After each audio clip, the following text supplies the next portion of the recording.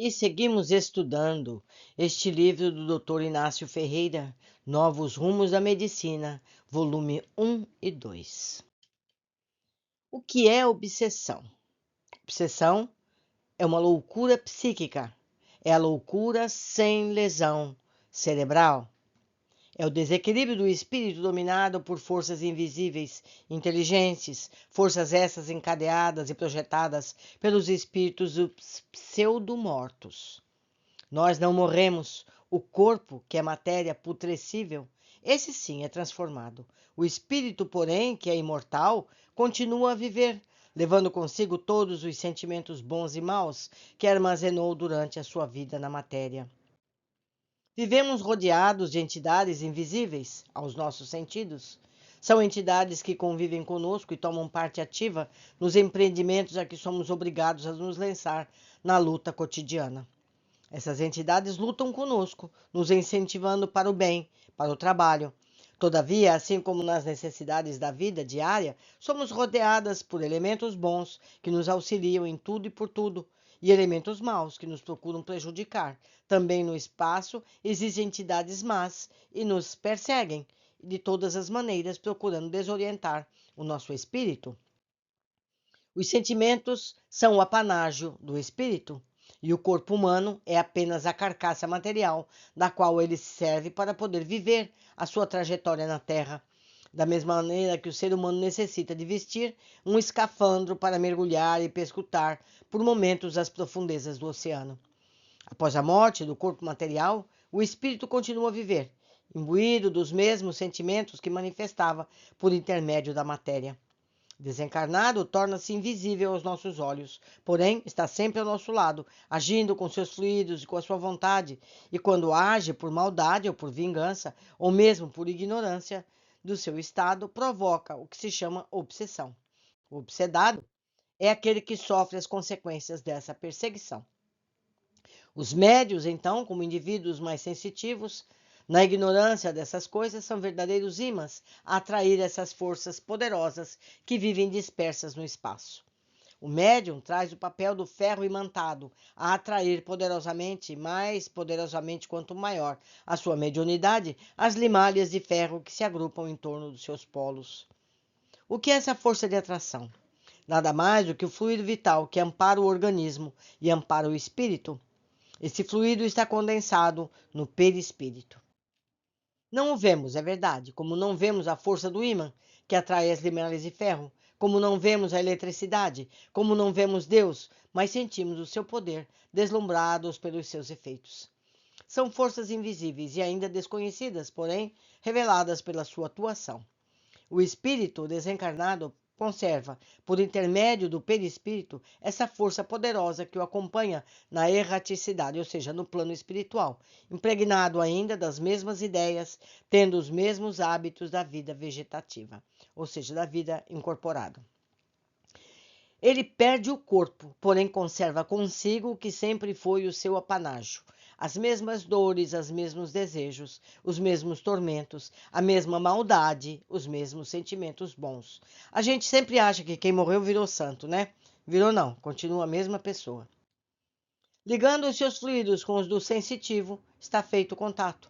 E o resultado, em falando as obsessões, é o martírio do espírito encarnado. Martírio que se reflete no corpo orgânico, sofrendo todas as suas consequências. Enquanto a medicina material, impotente, cruza os braços, quando não persigna, ou seja, não faz o sinal da cruz, vendo nisso uma obra do demônio. É vontade, é apanágio do espírito, e ninguém ignora que ela seja uma força poderosa. Os espíritos desencarnados, mormente quando ainda muito materializados, encontram no organismo humano o fluido vital. Deste organismo, tiram o fluido precioso, agindo pela vontade, que é força, combinam esses fluidos com a do seu perispírito, manipulando-os à vontade, com eles modelando o que muito bem entendem, materializando assim criações, visões pavorosas, com as quais atemorizam o espírito já enfraquecido e subjugado dos seus caprichos. O obsessor, combinando seus fluidos com o fluido universal, modela a imagem que pretende e, quando quer, tirando também o fluido material do encarnado, transforma esses corpos translúcidos em corpos opacos, podendo agir em diversas maneiras, quer desorientando o corpo, quer determinando mudanças no seu estado molecular. Pobre ciência oficial, que não sabe disso. Quando reconhecer a veracidade dessas coisas, terá vergonha do seu orgulho, do seu dogmatismo. Reconhecerá então que esses quadros dolorosos e ridículos que ela diz que os pobres loucos julgam ver são de fato uma realidade. Todos esses raios, animais pavorosos que infundem terror, esses cheiros que sentem, esses venenos que vêm lançar nos seus pratos, essas figuras de demônios e de santos, ou ainda das pessoas já falecidas, são figuras plasmadas, ou seja, modeladas pelo poder e pela vontade dessas entidades que se comprazem na vingança e na maldade. Recomendo mais uma vez o livro Formas Pensamento, que está atualmente correndo no canal. Todos nós somos capazes de formar essas imagens. Todos nós. Estudem, vocês vão entender. Continuando. Pensem nisso, colegas amigos. Aí está nisso o maior erro da psiquiatria, quando sorri das tolices que os loucos julgam ver e ouvir. Se esses pobres loucos sofrem e demonstram pavor ante tais quadros, não é somente porque sua energia volitiva se enfraqueceu pela sífilis ou pelo álcool, pelos tóxicos, mas porque são visões dantescas, capazes de gelar. Nos são de espírito e o sorriso desdenhoso com que acolhem as descrições feitas pelos obsedados.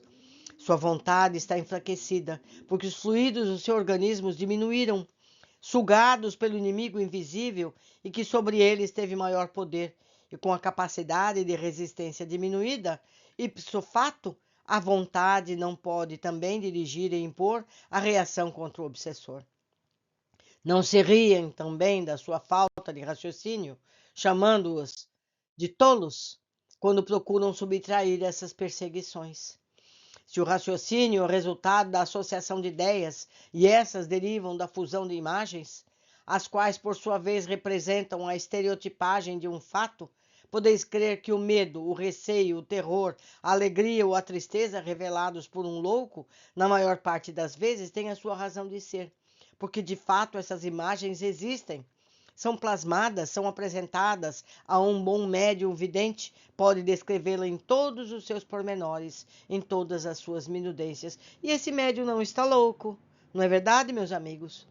Como é que o médium consegue ver a mesma coisa do que aquele que dizem estar louco diz estar vendo? Porque essa matéria está plasmada. Estudem o livro que eu acabo de recomendar, Formas Pensamento. Não é sempre o álcool, a sífilis e as toxinas que levam o delírio, é também a influência da vontade de um ente invisível, inteligente, cujo poder é tão grande que lhes domina o pensamento, a vontade e o raciocínio, independentemente de alguma lesão cerebral ou orgânica. É chegado o tempo de deixarmos a fé dogmática e inconsciente para trabalhar cientificamente, procurando a realidade dos fatos, não nos comentando com teorias balofas. Há 11 anos de prática que nos permitiram trabalhar entre as mais de 1 milhar de doentes, em que grande porcentagem foram obsedados, nos permitiram trazer à baila essas considerações.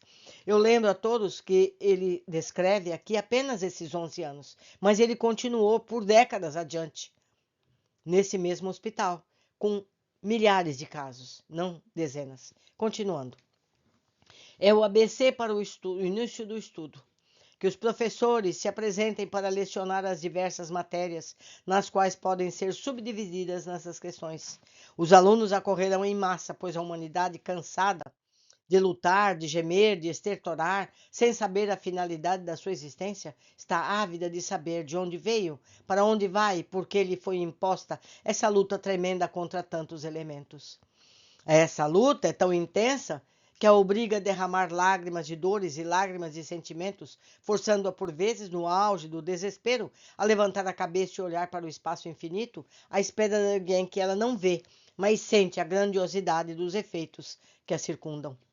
E a medicina, amparada pelo sublime da sua finalidade, deve, como obrigação precípua, continuar a ser enviada superior desse a alguém que não se vê, mas se sente pelos eflúvios benéficos com que nos ampara em nossos tormentos, quando a dor nos alanceia e a lágrima se destila, que nos rolar pelas faces, mudas testemunhas do nosso sofrimento, da nossa luta.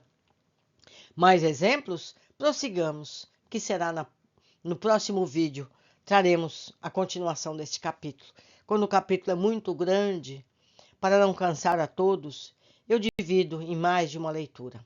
Até breve.